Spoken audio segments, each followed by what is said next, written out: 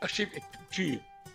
Ça veut dire comment nous pouvons, à partir des sources d'archives, et quand je dis culture, ici signifie pour moi document écrit comme document audiovisuel, comme document sonore. Il y a 3 semaines, on a travaillé pendant 3 jours avec une équipe allemande au musée des civilisations noires parce que un laboratoire de recherche dans une université allemande a découvert des enregistrements de prisonniers de guerre africains en 1914 et 18 dans les camps où ils étaient détenus et ils parlaient dans leur langue.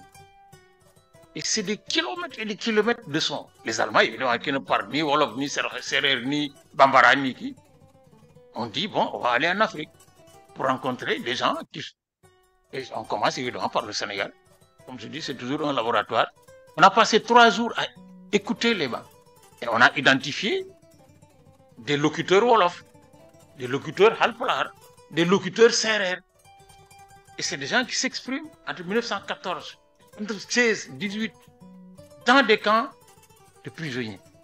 Mais c'est d'une richesse immense.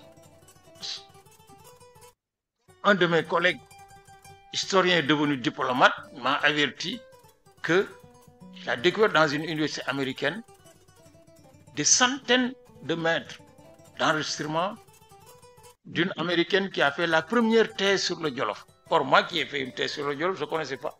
Eunice Charles en 1962. Et je suis d'une famille de traditionnistes du Jolof.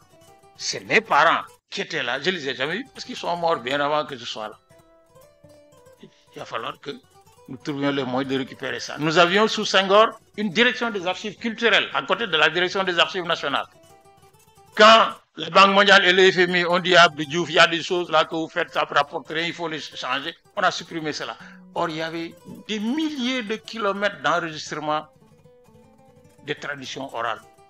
On croit que c'est des affaires africaines, ce n'est pas vrai.